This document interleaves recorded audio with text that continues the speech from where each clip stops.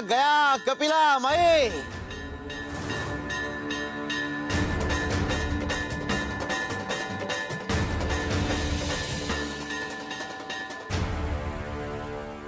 दुर्योधनाने कुरुक्षेत्राच्या लढाईत कृष्णाकडून त्याची नारायणी सेना मागितली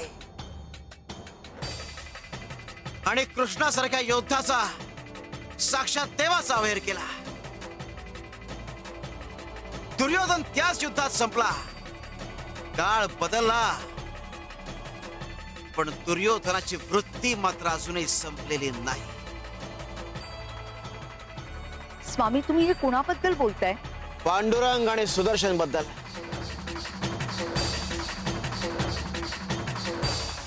स्वामी एकाच घरात दोघे भाऊ राहतात, एकाच आईच्या पोटी जन्म घेतला, पण तरीही हरी इतका नम्र आणि सुदर्शन इतका क्रूर, असं का स्वामी?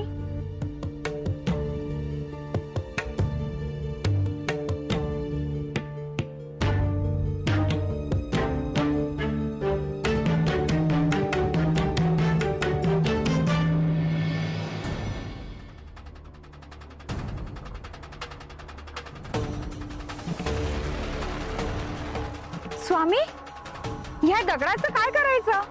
इतकी कशी काय घाई तुला?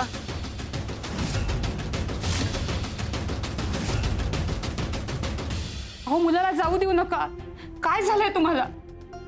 अरे सुदर्शन तुला तरी काय झालंय? तुझे शब्द मागे घे।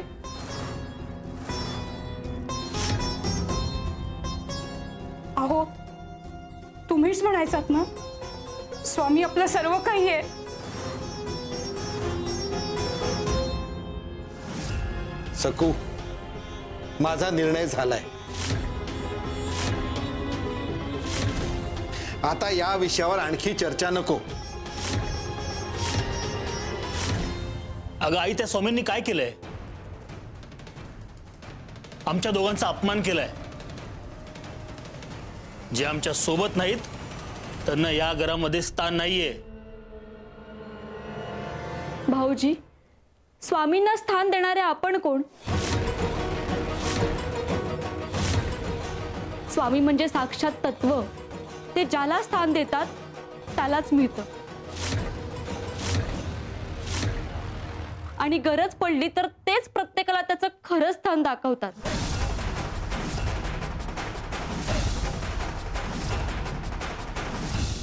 जास्त शहाणपणा नकोय तुमचा।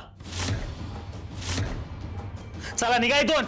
बस झालं दादा, यापुढे काहीही बोलू नकोस।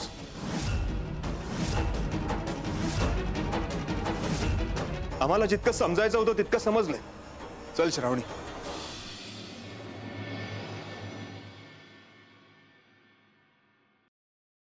डोळे बंद करा।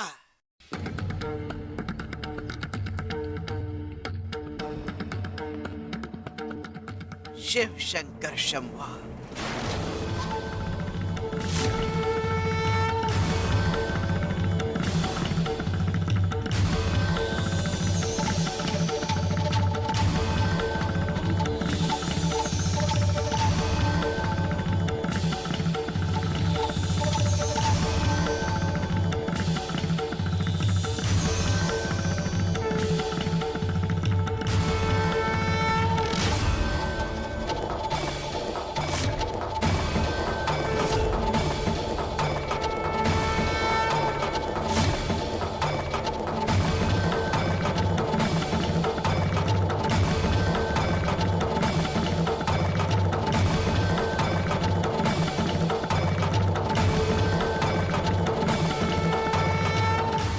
स्वामी या सगळ्यांना तुम्ही हिरे मोती असं सगळं दिलत, पण मलाच हा काळा कोळसा का?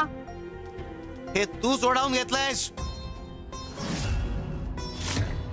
घडवणाऱ्याच्या वृत्तीचा असेल तशी वस्तू त्याच्या हातून घडते। म्हणून बाळाच्या हातात हिरा, गया आणि माई यांच्या हातात मोती आणि तुझ्या हातात कोळसा।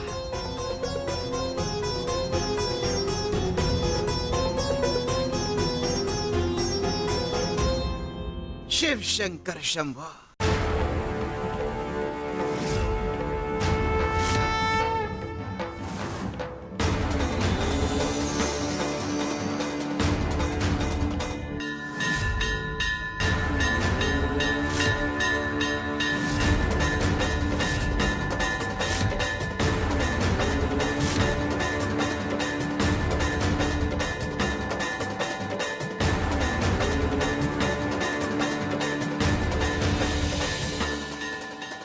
सुदर्शनने त्याचं आयुष्य आधीच अहंकाराने ग्रासलेल्या पांडुरंगाच्या हाती दिला आणि हरीने त्याचं आयुष्य आमच्या हाती.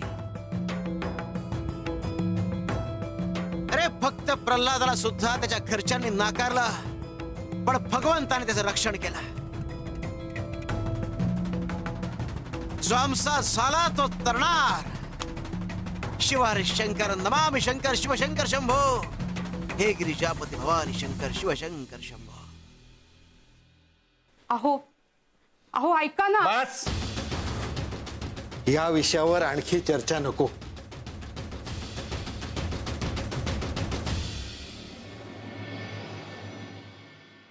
सुदर्शनराव, तुम्हाला मिळालेला पुरस्कार तो चुकून मिळाला आहे.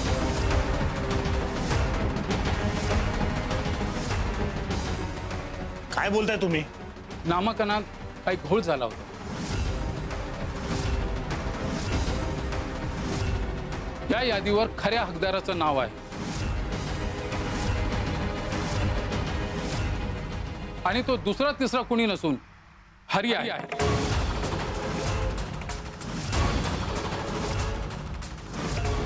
आणि ही त्या नावांची खरी यादी.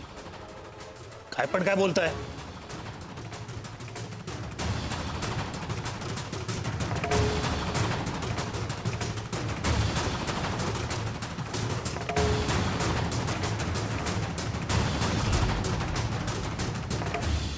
अहो हे असं कसं झालं? काय नाही आई, ही यादी खोटी आहे, बनावटी आहे. या यादीवर राजेसाहेबांचा शिक्कामोर्तब आहे. तुम्हाला मिळालेला पुरस्कार तो परत करावा लागेल, तशी राजेसाहेबांची आज्ञा आहे. नाही, मी ते परत करणार नाहीये. जर तो पुरस्कार परत नाही केलात तर मोठी कारवाई होणार.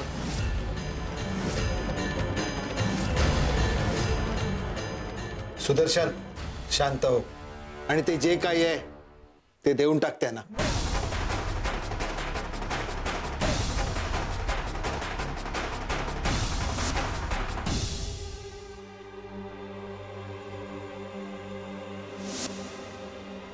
हरीनं घर सोडलं आणि लगेच हा फटका बसला. हा काही चांगला संकेत नाहीये. स्वामींचा रोष ओढवून घेतलाय आपण. आता तरी शहाणे व्हा.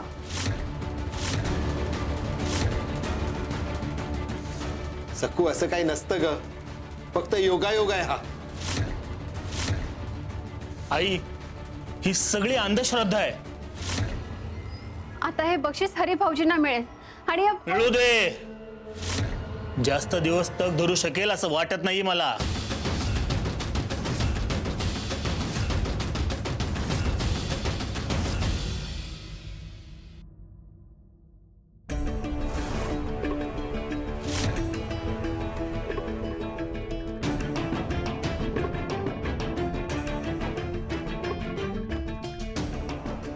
स्वामी, काय शोधताय तुम्ही? मी शोधू का?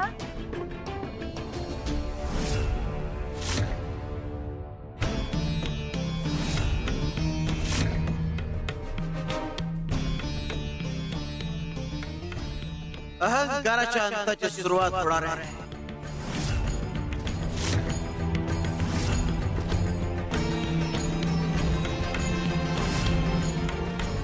स्वामी, तुम्ही काय शोधत होता? मला सांगायचं ना, मी शोधलं असतं. शक्य नाही. अरे तुमच्या 2 पिढ्यांच्या आधी हरवलेली गोष्ट आहे ती. तुम्हाला माहिती असणारी सापडणं शक्य नाही. अहो कसं शक्य आहे? हे स्थान तर तुम्ही अक्कलकोटात आल्यानंतर निर्माण झालं. मग 2 पिढ्यांपूर्वीची गोष्ट कशी सापडेल इकडे? गोष्ट सापडली की कळेल. स्वामी, थांब देस.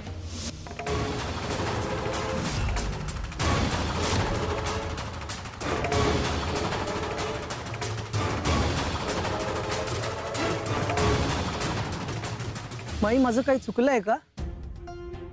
मग स्वामी मला का दर्शन घेऊ देत नाहीयेत? स्वामी योग्य वेळी दर्शन देतील. असं आधीच विचारणं बरं दिसत नाही. तुम्ही इथेच थांबा, मी आलेच. हं.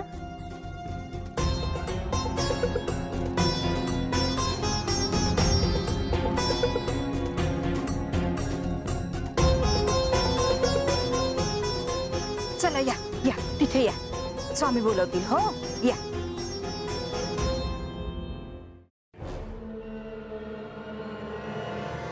कुणाला वाट बघायला लावून वाट दाखवावी लागते, तर कुणाला वाट बदलायला लावून वाट दाखवावी लागते. शिव शंकर शंभो.